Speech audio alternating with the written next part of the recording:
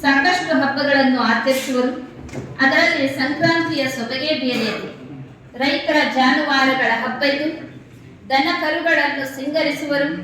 ಅನ್ನದಾತರು ಇವುಗಳನ್ನು ಪೂಜಿಸುವರು. ಊರಲ್ಲಿ ಮೆರವಣಿಗೆ ಮಾಡುವರು. ಜಿಗಣೆಗಳನ್ನು ಓಡಿಸಲು ಕಿಚ್ಚ ಹಾಯಿಸುವರು. ಸಂಕ್ರಾಂತಿ ಎಂದರೆ ನೆನಪಾಗುವುದು ಎಳ್ಳು ಬೆಳ್ಳವನ್ನು ಕೊಡುವುದು. ಇದರಲ್ಲಿ ಪುರಾಣ ಕಾಣಿಸುವುದು, ವಿಜ್ಞಾನ ಇಣುಕಿ ನೋಡುವುದು. ಸಂಕ್ರಾಂತಿ ಚಳಿಗಾಲದಲ್ಲಿ ಬರುವುದು, ಮನುಷ್ಯನ ಚರ್ಮವೆಲ್ಲ ಒಣಗಿರುವುದು. ಇದನ್ನು ಸರಿಪಡಿಸಲು ಎಲ್ಲರೂ ಎಳ್ಳು ಬೆಲ್ಲ ಕೊಬ್ಬರಿಯನ್ನು ತಿನ್ನುವರು.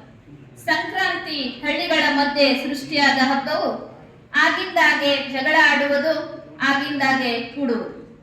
ಹಿರಿಯರು ಇವರನ್ನು ಒಂದು ಮಾಡುವುದು, ಎಳ್ಳು ಬೆಲ್ಲ ಕೊಟ್ಟು ರಾಜಿ ಮಾಡುವುದು. ಈಗ ಅಪ್ಪ ಅಮ್ಮ ಚಿಕ್ಕಮ್ಮ ಚಿಕ್ಕಮ್ಮ ಆದವರು ಸಂಕ್ರಾಂತಿಯನ್ನು ಸಡಗರದಿಂದ ಆಚರಿಸಿದ್ದರು. ದನ ಕರುಗಳಿಗೆ ಟೇಪು ರಿಬ್ಬನ್ನು ಕಟ್ಟಿ ಸಿಂಗರಿಸಿದ್ದರು.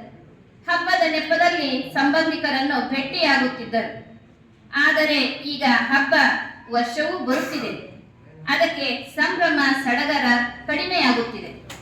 ದನ ಕರುಗಳ ಜಾಗದಲ್ಲಿ ಟ್ರ್ಯಾಕ್ಟರ್ ಬಂದು ನಿಂತಿದೆ. ಕಿಚ್ಚು ಹಾಯಿಸುವ ಸಂಪ್ರದಾಯ ಕಣ್ಮರೆಯಾಗುತ್ತಿದೆ. ನೌಕರಿಗಾಗಿ ಬೇರೆ ಊರಿಗೆ ಸೇರಿದವರು ಹಣ ಖರ್ಚಾಗುವುದನ್ನು ವಿಚಾರ ಮಾಡುತ್ತಿದ್ದಾರೆ. ಊರಿಗೆ ಹೋಗುವುದನ್ನು ನಿಲ್ಲಿಸಿದ್ದಾರೆ. ಮಕ್ಕಳಿಗಾಗಿ ಕಾಯುವ ತಂದೆ ತಾಯಿಯರಿಗೆ ನಿರಾಶೆ ಮಾಡುತ್ತಿದ್ದಾರೆ. ಹೀಗಾಗದೆ ಸಂಕ್ರಾಂತಿಯಲ್ಲಿ ಸಂಸ್ಕೃತಿ ಇರಬೇಕು, ಇದೆ. ಸಂಪ್ರದಾಯದ ಪ್ರೀತಿ ಇರಬೇಕು, ವಿಶ್ವಾಸ ಕೃತಜ್ಞತೆ ಇರಬೇಕು. ಸಂಕ್ರಾಂತಿ ನಮ್ಮ ಬದುಕಿನಲ್ಲಿ ಸಂಕ್ರಾಂತಿ ನಡೆಸಬೇಕು. ಅವಕಾಶಕ್ಕಾಗಿ ಧನ್ಯವಾದ.